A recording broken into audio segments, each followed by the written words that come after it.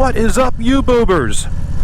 Y'all ready to join your old buddy Barkin Baggers in a little metric steed maintenance, aka Vulcan 1600 oil change? Yeah, we're gonna do an oil change today. I asked the dealer that I bought it from if they did the, all the fluid, the oil, final drive, antifreeze, all that.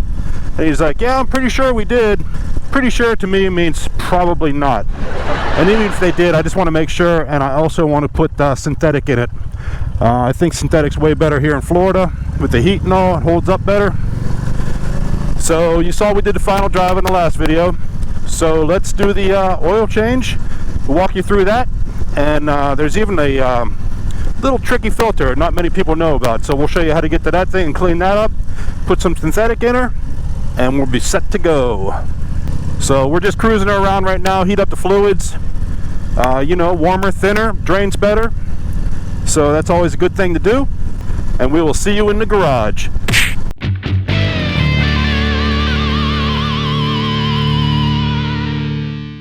All right, guys, ready to do the oil change here. Let me show you a little something you may not know about.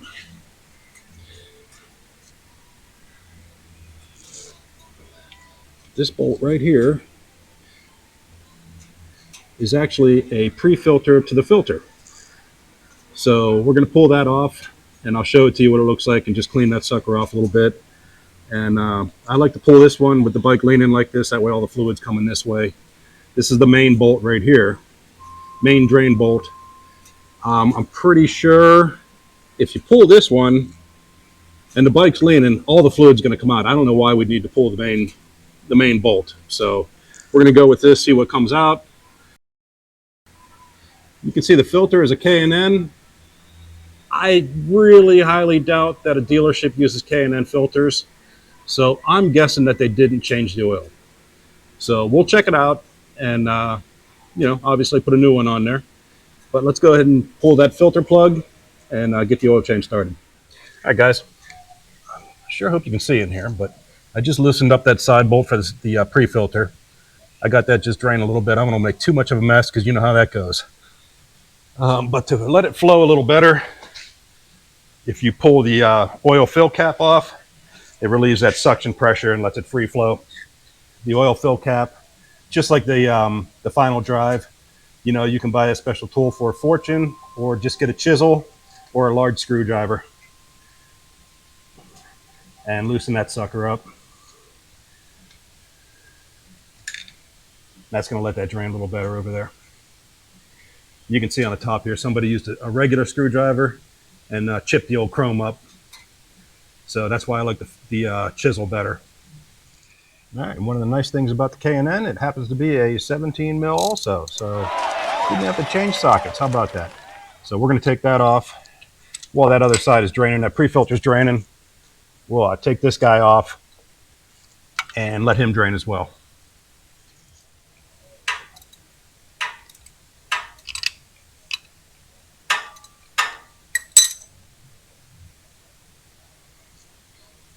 I'm just going to let that trickle out so it doesn't make too much of a mess.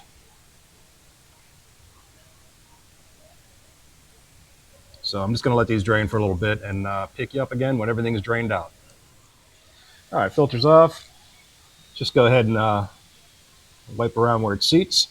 And so we'll get ready for the new one. Just clean it up, make sure there's no grit or anything on it.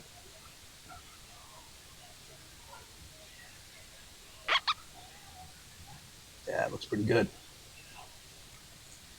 All right, we're gonna let that pre-filter drain out again still, and then we'll throw the new filter on. All right, guys, while that's draining, let me show you what we're gonna use here today. For the oil filter, it is gonna be a Kawasaki OEM, and there is your part number right there. So that's gonna take the place of the old K&N there. And then coming around to this side for the oil itself, we're using the Kawasaki, let's get in the sun here, Kawasaki 10W40, the full synthetic. And your oil capacities are right next to the fill. I hope you can see that. Its oil capacity is filter not removed 2.9, filter removed 3.1, completely dry 3.5. So what we're going to do is we're going to put 3 quarts in and fire it up, let it fill the oil filter back up, and then we'll check it and fill to wherever we need to be. All right, I just went in there. I couldn't fit the camera underneath there, but out of that side filter cap, this is what we pulled off. And this is what it looks like. And this is the filter itself. The whole assembly goes like this. It slides in, of course, gasket side in. But yeah, this just catches a bunch of crap before it hits the main filter. And look, this was on here. It's pretty goopy, man. Look at all that crap on there. So we're going to go ahead and clean that off. Even the spring has goop on it. So probably a good idea having that in there. But that is the pre-filter. Let's clean that up, and then we're going to stick that dude back in. All right, so I was cleaning up just where it goes and seats back in there. And lo and behold, do not forget the O-ring, because that sucker fell off on me as I was trying to re-put this in. So don't forget the O-ring, you're going to have a mess. Much like I do right now. But that's typical oil change. All right, hang on. Okay, moving on to the oil filter. We got our pre-filter in. He's seated real nice. And, you know, don't torque it down too tight, guys. Just snug her up, you know what I mean? If you want to make sure you got the right filter, you can kind of just meet it up against the old one and see you got the right size, just to be safe. So on the oil filter itself, just take a bit of oil on your fingertip, and you just want to run it around the top O-ring here. It's going to help it seat better, and it's going to help you be able to remove it easier on your next oil change. All right, so once you got the filter O-ring lubed up a little bit, I just went ahead and did it because it's too hard to do holding a camera one-handed, but just pour a little bit of oil into the filter itself, as much as you can get. I know it's a side mount filter. You're going to lose some of it, and of course make a mess, but I poured a little bit in there. Just helps while the bike's filling it, you know, when it turns on, so leaves a little bit of that pressure. So we got a little bit of oil in there.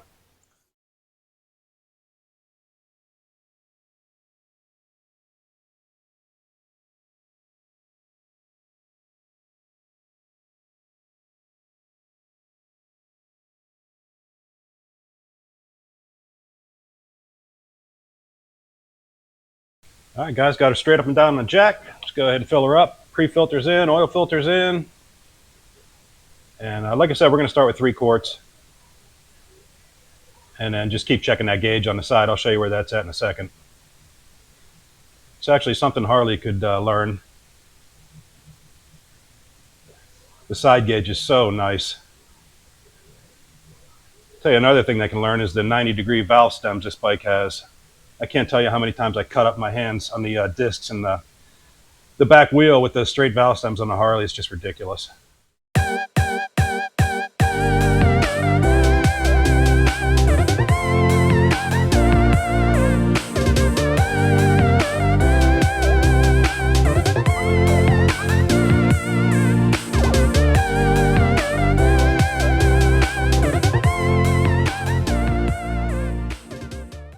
All right, 3 quarts in.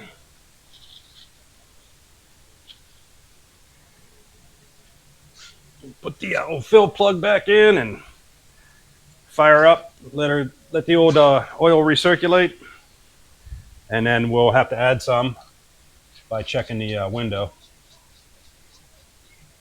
which I'll show you right now.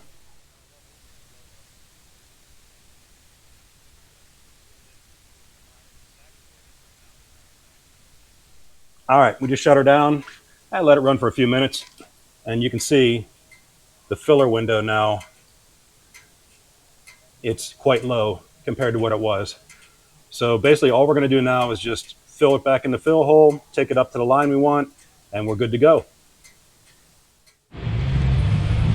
All right, just got done filling her back up to that line, and if you can see that, that's where it's at, which is perfect. So I'm going to cap off the old filler top there, and I mean, you got to take it for a ride, right? You just have to with the new fluids. And then I'll check it again when I get back just to make sure, but it's looking real good. So I appreciate y'all hanging with me on this job. Hope it helps somebody out. Hit that subscribe for me, and we'll catch you on the next one. Hey, just an extra thought here, guys, on the fill cap itself. don't forget you got an O-ring on there. So just check the shape of that, make sure it's in good shape, clean it up a little bit. If it's too scarred up, get a new one, and you'll be all set. All right, later.